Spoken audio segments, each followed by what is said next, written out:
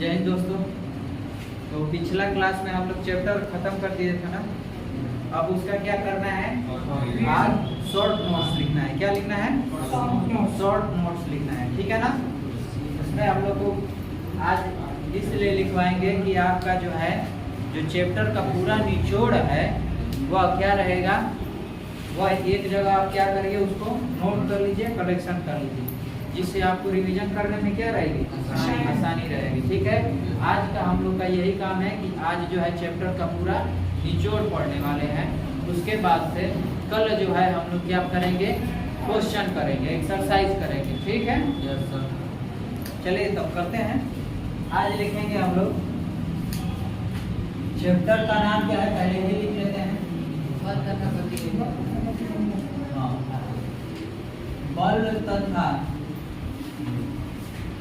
गति का नियम। बल तथा गति का नियम इंग्लिश में force and law of motion.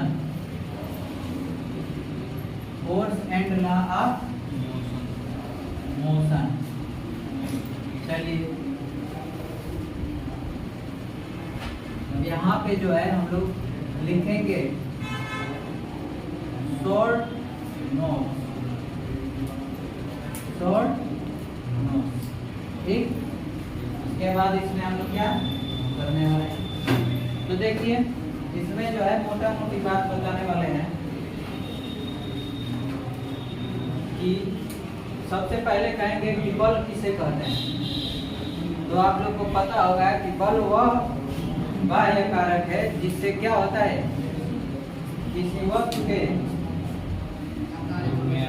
खिंचाव, चाहे मतलब या खिंचाव या धक्का देना, और चाहे उसके आकार में परिवर्तन होना, तो ये किसकी सहायता से हो सकता है, बल की सहायता से हो सकता है। तो देखिए सबसे पहले बात, बल का डिफिनीशन आपको उतना इम्पोर्टेंट नहीं है, ठीक।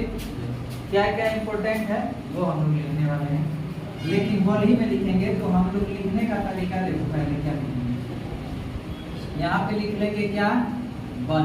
क्या लिखेंगे, बल।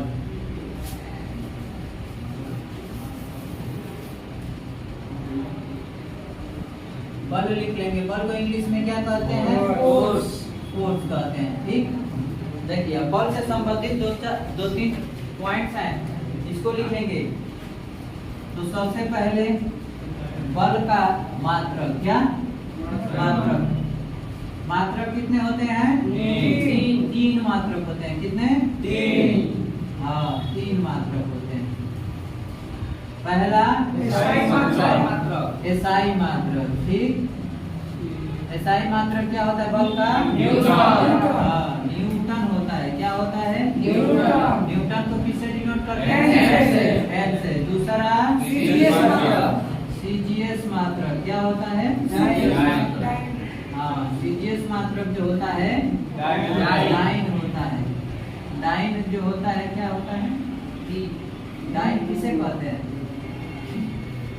बोलो। डाइन क्या होता है जी, डाइन मतलब जनरल मात्रक। तीसरा हम लोग फिर क्या पढ़ने वाले हैं, जनरल मात्रक। जनरल मात्रक, जनरल मात्रक क्या होता है, हाँ, केजी मीटर पर सेकंड का स्क्वायर, ठीक है ना। हाँ, अब कह देगा कि बल का फार्मूला क्या है। तो बल बराबर क्या होता है, द्रव्यमान गुणे त्वरण। हाँ, द्रव्यमान गुणे त्वरण। F equal to m into a, ठीक है। ये हो गया बल, ठीक। अगला 1 न्यूटन के कितने डाइन, हाँ, 1 न्यूटन में 10 के पावर 5 लाइन। ठीक है, उसके बाद क्या है, बल एक सदिश राशि है। हम लोग शॉर्ट नोट्स लिख रहे हैं तो ऐसे लिखेंगे, यहाँ पे लिखेंगे क्या, राशि। कौन सी राशि? सदिश राशि। कोई दिक्कत? हाँ, नोट करिए। और एक चीज है, बल कितने प्रकार के? 2। हाँ, तो यहाँ पे लिख लेंगे प्रकार, और वो भी 2 प्रकार। देखो तो दिखाई दे रहा है जी कैमरा में? नीचे यस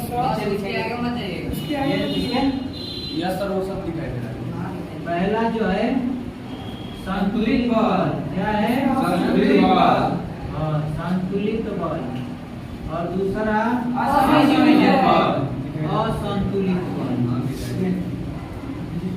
ठीक है, पहला संतुलित बल और दूसरा असंतुलित बल। इन दोनों को क्या करिए, इन सबको क्या करिए, नोट डाउन कर लीजिए। लिखा है, दिखाई देता है ना? कोई दिक्कत नहीं। हाँ? बल ना? तो ये काट के ऐसे बोल ऐसे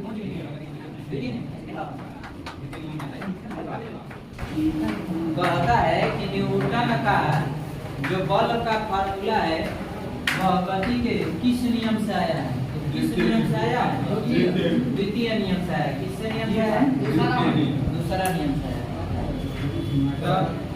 रेस कर दें? हाँ, पहले रिवीजन कर लेते हैं। बल का डेफिनेशन आप लोग याद कर लीजिएगा। ठीक, इसके बाद जो इम्पोर्टेंट है ये लिखवाएंगे। इसके मात्रक कितने होते हैं? 3 मात्रक। पहला SI मात्रक क्या होता है? न्यूटन। दूसरा CGS मात्रक क्या होता है? तीसरा जनरल मात्रक क्या होता है? kg मीटर पर सेकंड का स्क्वायर। उसके बाद बल का फार्मूला। बल का फार्मूला क्या है? बल का द्रव्यमान गुणे त्वरण इक्वल टू ma। ठीक, 1 न्यूटन में कितना रहेगा? 10 के पावर 5। राशि कौन सी है? सदिश राशि। कहता है कि बल एक कौन सी राशि है? सदिश राशि। त्वरण एक कौन सी राशि है? सदिश राशि। इसी में लगे अधिक सदिश करने। बोल रहा है, आपको दिखाई नहीं दे रहा है? ये बताइए, और कितने प्रकार सदिश राशि होता है?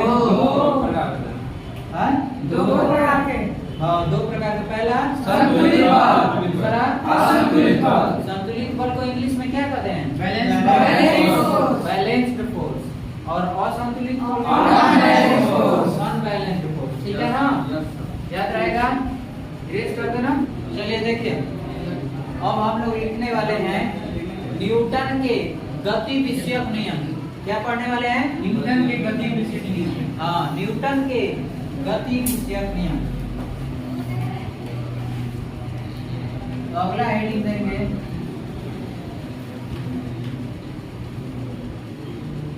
न्यूटन के गति विषयक नियम।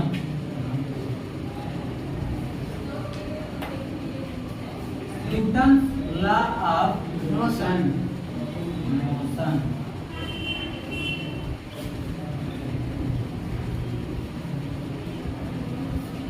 Newton's law of motion. तो इसके कितने नियम होते हैं? 3 नियम होते हैं। कितने? 3। हाँ, कहता है कि न्यूटन का गति विषयक प्रथम नियम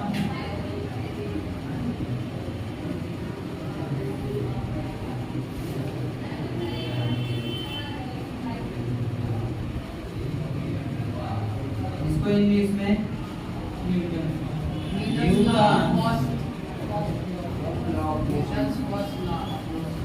फर्स्ट लॉ ऑफ सर इसमें एस क्यों लगा रहे हैं? न्यूटन का, तो कहता है ना कि आपके पिता का, तो क्या कहते हैं? माय फादर्स नेम इज, मेरे पिता का यह नाम है। तो इसीलिए ये जो कामा और एस लगता है, इसको जो है यह जो एस है वो का डिनोट करता है, मतलब रिलेशन बताता है कि जैसे न्यूटन का, ठीक। और कौन सा नियम? फर्स्ट लॉ ऑफ मोशन, ठीक। समझ में आएगा? वैसे ही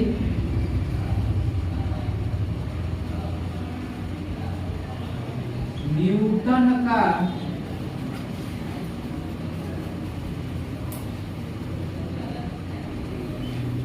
गति विषयक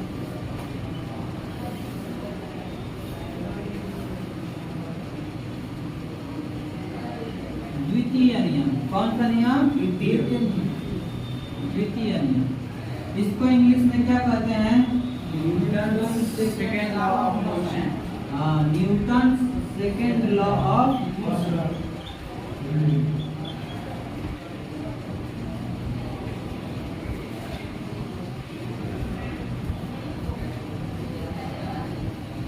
उसके बाद क्या है? तीसरा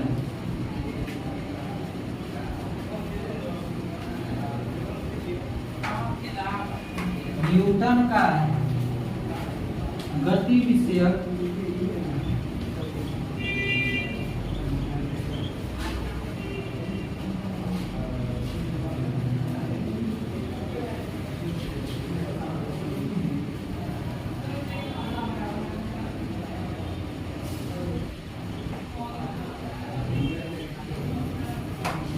तृतीय नियम, इसको इंग्लिश में कहते हैं न्यूटन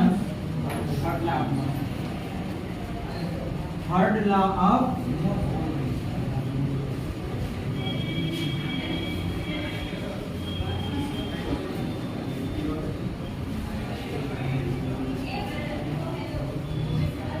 मोशन। नोट डाउन करिए, न्यूटन के गति विषय कितने नियम? तीन नियम। पहला न्यूटन का गति विषय प्रथम नियम, इंग्लिश में Newton first law of motion. उसके बाद न्यूटन का गति विषय द्वितीय नियम, इसको इंग्लिश में Newton second law of motion. उसके बाद न्यूटन का गति विषय तृतीय नियम, इसको क्या कहते हैं? Newton third law of motion. ठीक है ना? कितने हो गए? इसको नोट डाउन कर लिए। नोट डाउन हो गया? तो जी बारे में नहीं बताएंगे, सब चीज बताएंगे। आराम से थोड़ा सब्र तो करो। Yes sir. सब्र नहीं करोगे तो कैसे हो? इस समय के लड़कों में यही तो प्रॉब्लम है।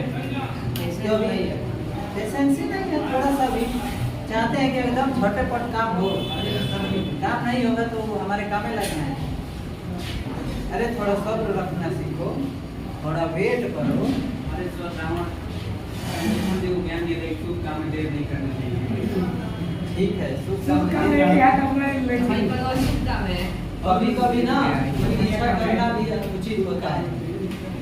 चलिए रेस कर दे। और ये समझ में आया? पढ़ाना ही काम है, वही जो मन करे।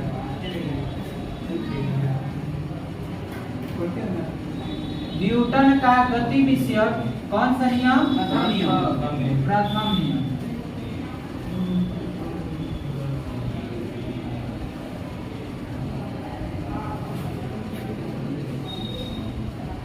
इंग्लिश में Newton Newton first law. First law of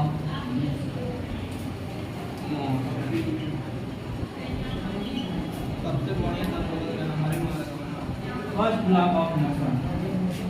देखो हम अपने मौखिक ही इसको बता दे रहे हैं, लिखवाएंगे नहीं, ठीक है ना? न्यूटन का गति विषय प्रथम नियम में कहता है कि यदि कोई वस्तु गति की अवस्था में है, चाहे विराम की अवस्था में है, तो वह उसी अवस्था में रहेगी जब तक कि उसकी स्थिति परिवर्तन के लिए कोई बाह्य बल समझ में आ गई बात? इसी को न्यूटन का गति विषय प्रथम नियम कहते हैं। समझ में आ गई बात? हाँ, अब इसमें पॉइंट है, एक दो पॉइंट है। 2 पॉइंट। हाँ, तो इससे और किस नियम से जानते हैं? जड़त्व का नियम। तो इसे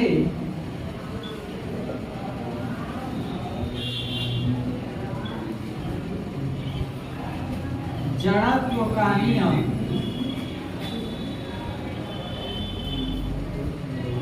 के नाम से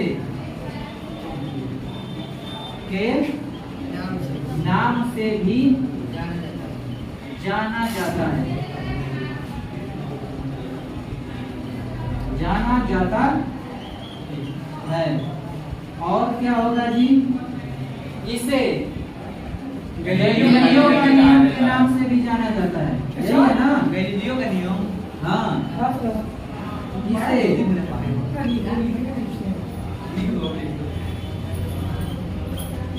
गैलीलियो का नियम के नाम से भी जाना जाता है।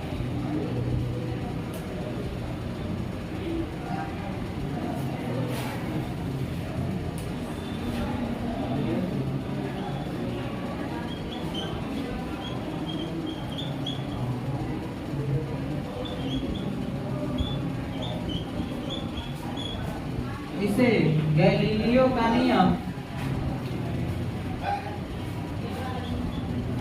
के नाम से भी अरे गुड इवनिंग। नाम से भी जाना जाता है।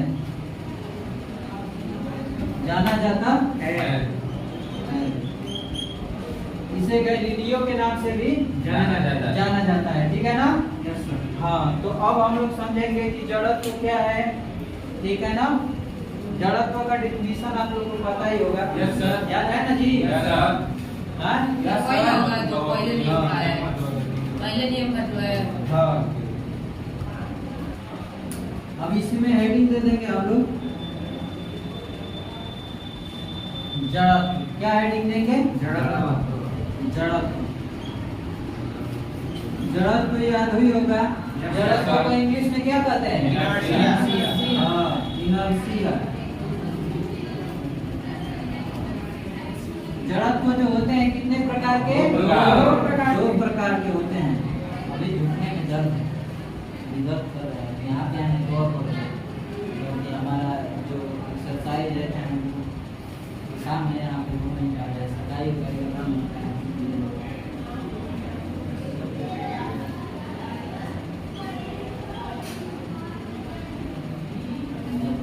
किस्मत खराब रहता है ना तो बैंड बजता है। विराम का जड़त्व, इसको इंग्लिश में क्या कहते हैं? हाँ? Inertia of rest.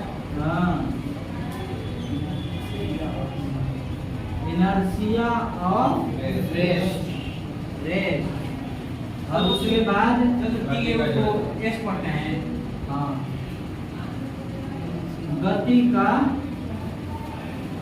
जड़त्व, इसको इंग्लिश में क्या कहते हैं?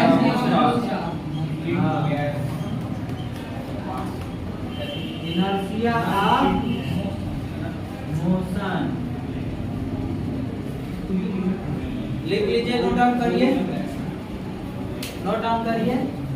हो गया? चलिए इरेज कर दें। देखिए,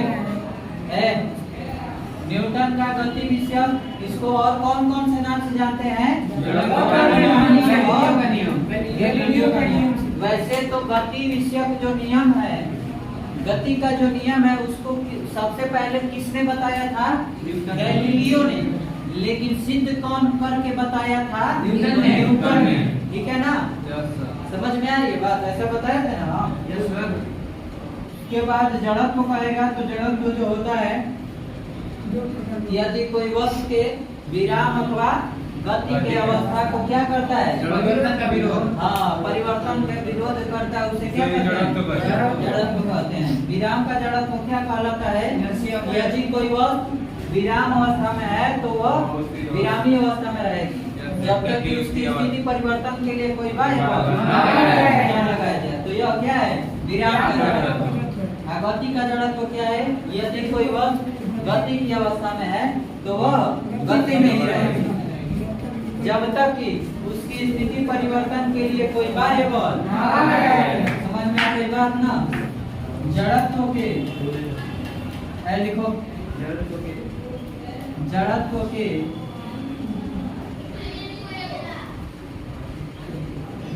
कुछ महत्वपूर्ण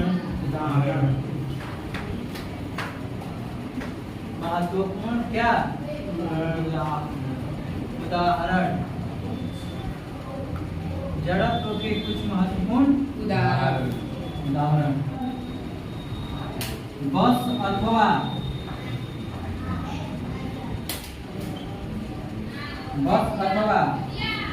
कार का, बस अथवा कार का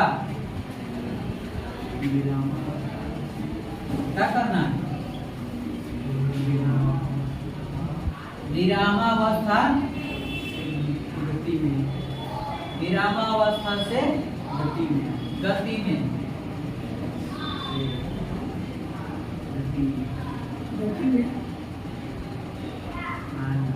गति में होना चाहे आना। ठीक, अब हम लोग क्या दूसरा लिखने वाले हैं। तो दूसरा जो है क्या कह रहे हैं कि कंबल के क्या कंबल को तेजी से कंबल को तेजी से झाड़ने पर धूल के कणों का अलग होना, धूल के कणों का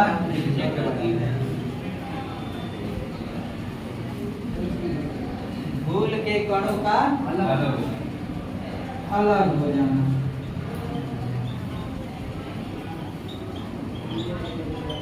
दिख रहे हो? तीसरा क्या है? पेड़ की है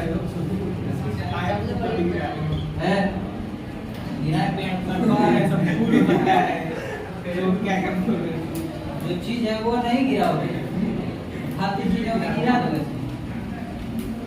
देखो आराम से, हल्ला मत करो। पेड़ की टहनियों को जोर से हिलाने पर, जोर से हिलाने पर हल अथवा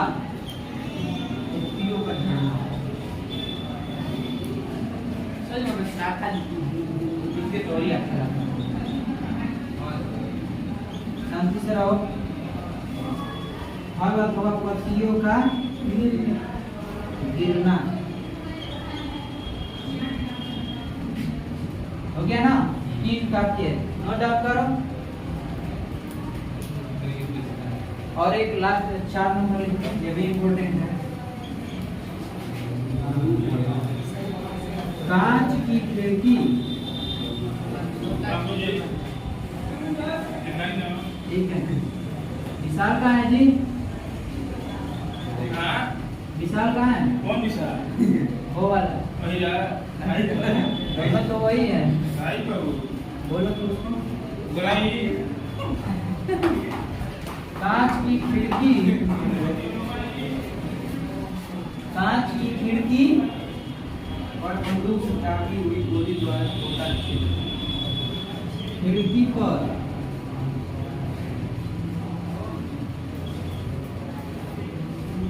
बंदूक से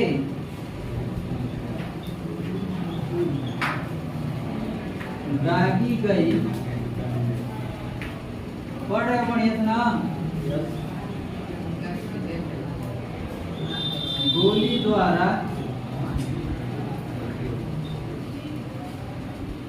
कांच पर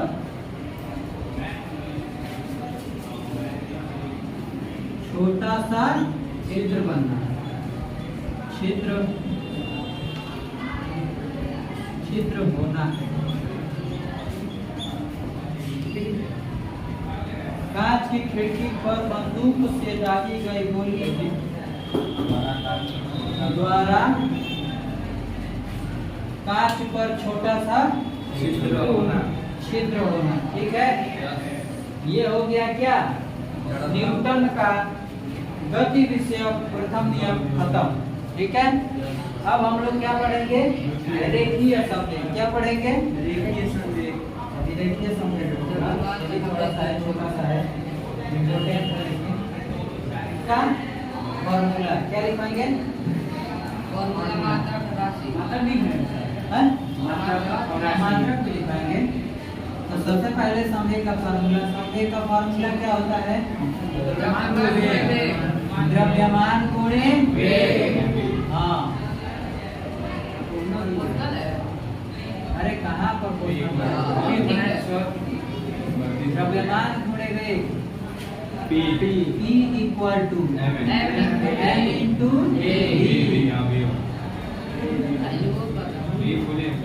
का मात्रा क्या होता है, kg metre per kg metre per second. हाँ, मात्रा होता है kg metre per second. Metre per second. ठीक, और भी है कुछ अलग इसका, राशि। से प्रदर्शित करते हैं। हाँ? बी से प्रदर्शित करते हैं राशि है। राशि है बस। बता रहे ये हैं। क्या है, प्रदर्शित है, क्या किया है, किसे प्रदर्शित नहीं किया है, यह कौन सी राशि है, हाँ, सदिश राशि। किसी गतिमान वस्तु का द्रव्यमान तथा वेग के गुणनफल को क्या कहते हैं, संवेग। संवेग कहते हैं, राशि। ठीक है,